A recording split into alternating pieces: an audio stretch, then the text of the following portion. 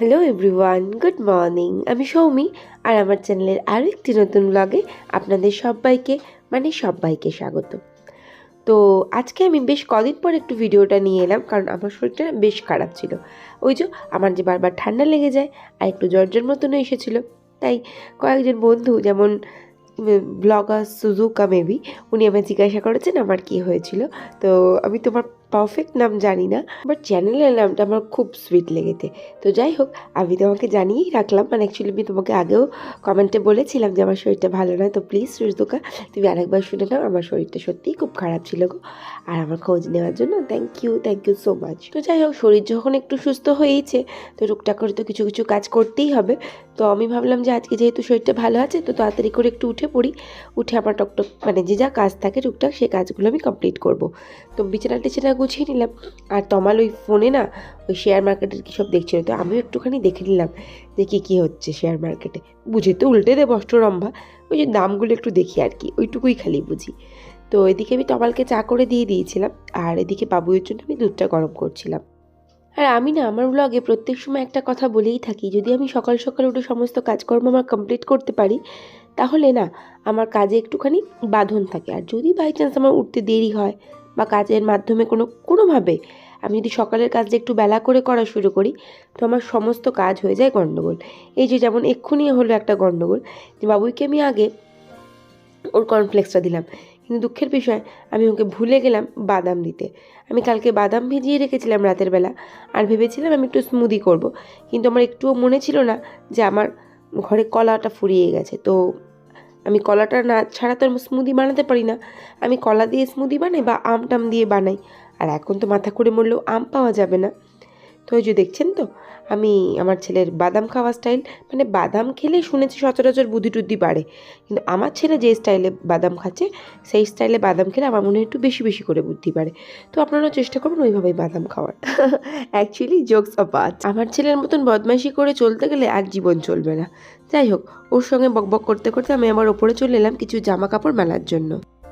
তা বলে এটা ভাববেন না যে আমি এত বেলায় মেলছি তার মানে আমি বেলায় কেটেছি, না না, আমি অনেক সকালেই কেটেছিলাম, কিন্তু মেলতে আজকে একটু বেলা হয়ে গেছে। তো সমস্ত কাজকর্ম বেশ অনেকটাই এগিয়ে ফেলেছি, মানে বাইরের কাজকর্ম, সকালের ব্রেকফাস্ট কমপ্লিট হয়ে গেছে। আর একটু আগে আপনি দেখলেন না, আমি একটা খাবার নিয়ে এই মাইক্রোওভেনে গরম করলাম, তো ওটা না তরকারি ছিল কালকের। তো ওই তরকারিটা আমি গরম করে নিলাম, ওটা আমি মুড়ি দিয়ে খাবো বলে। আমার তরকারি মুড়ি খেতে না একদম সেই লাগে, সেই। আর আজকে আমার সেরকম কিছু রান্নাও নেই। ফ্রিজে বেশ অনেকগুলো খাবার দাবার আছে, যেগুলো জাস্ট আমি গরম করে নেব আর তাহলেই হয়ে যাবে।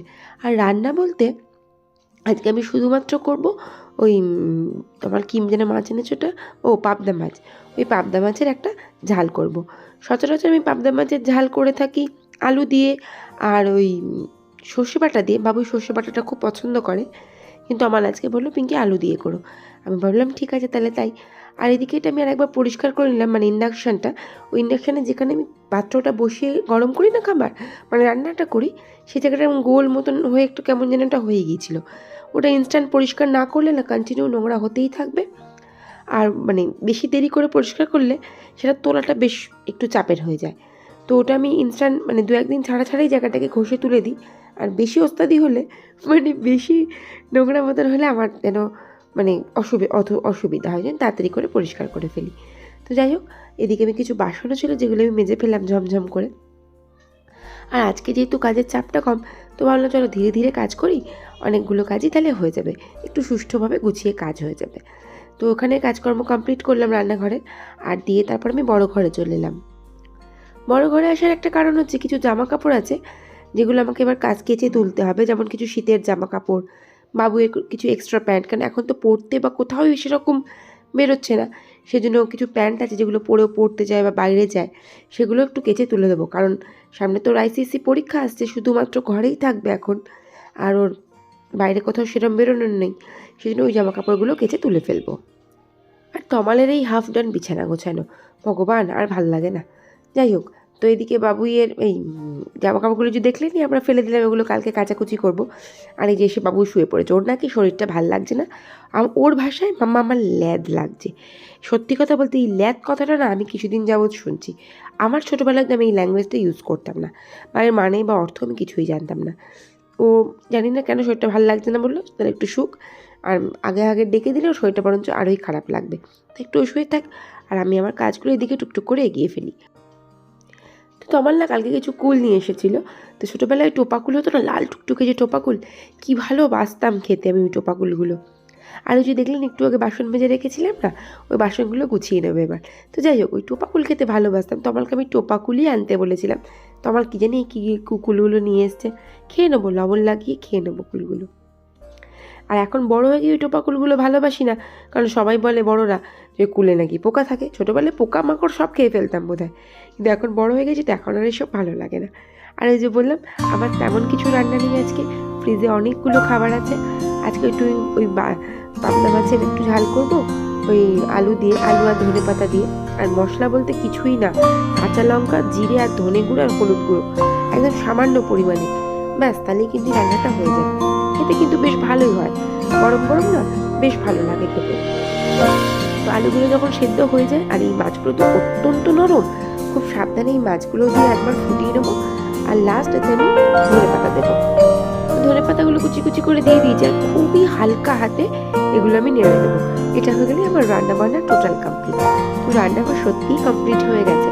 আজকে না আমি অনেকদিন ধরে ভেবেছিলাম থালায় না কিছু আঁকবো, সে ভেবে ছাদে এলাম, এসে দিলাম আকাশটা যেন কেমন একটু হালকা মেঘলা হয়েছে। তো তবু বকে মেঘলা, আমি একটুখানি জাস্ট এই লাল রংটা থালায় করে রেখে দিই, আর পরে এর মধ্যে যা কলকা মলকা করার আছে করবো। কেমন যায় শরীরটা কদিন ধরে, তো যাচ্ছে ভালো না। যদি ভালো লাগে তো কালকেই করে ফেলবো, আর না হলে দুদিন একটু থাকবো, দুদিন পরে করবো। কিছু ইম্পর্টেন্ট ব্যাপার নয়, করতেই হবে। অ্যাকচুয়ালি আমার ইচ্ছে হলো একটু থালায় কলকা করি, সেই জন্যই আর কি। তো জামা কাপড়গুলো তুলে ফেলেছিলাম, এর ফাঁকে দেখতেই পেলেন। তো ওই ছাদের সমস্ত কাজকর্ম কমপ্লিট করে সমস্ত খাওয়া দাওয়া হয়ে গেছে, বুঝতেই পারছি যেহেতু আমি সন্ধ্যে দেখাচ্ছি, তো সন্ধ্যা হয়েই গেছে।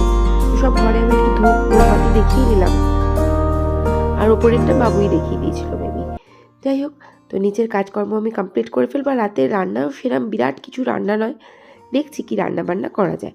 তো আগে সব ঘরে ঘরে আমি একটু ধূপ মোম দিয়ে নিই। আর বাবুয়ের তো বদমাইশি চলতেই থাকে। আপাতত কী জানি রান্নাঘরে ঢুকে নিজের জন্য চা বানাবে না কী করবে আমি ঠিক জানি না। তো আমি আপাতত ঘরে ধূপ ধুনোগুলো দিয়ে নিই। আর দিনে রাতের খাবারের মধ্যে আমি সেরকম কিছু না করলেও বেগুন ভাজা আর রুটি করব। তো আমার খুব ভালোবাসে খেতে, আমি অ্যাকচুয়ালি তাই রান্না করেছিলাম। আর এই যে আমার পাতে তরকারিটা দেখুন, এই তরকারিটা বাসি কালকের বাঁধাকপির তরকারি। তো আমার হয়তো ওটা খাবে না, তো হয়তো কেন ডেফিনেটলি খাবে না, বাসি খাবার খেতে খুব একটা ভালোবাসে না, তো পটিয়ে পাটিয়ে খাইয়ে দিয়ে একদিন। তো আজকে আমার পেয়েছিল একটু তাড়াতাড়ি খিদে, তো আমি আগে খেয়ে নিলাম। আর ব্লগটা এখানে শেষ করলাম। ভালো লাগলে প্লিজ পাশে থাকবেন। Thank you.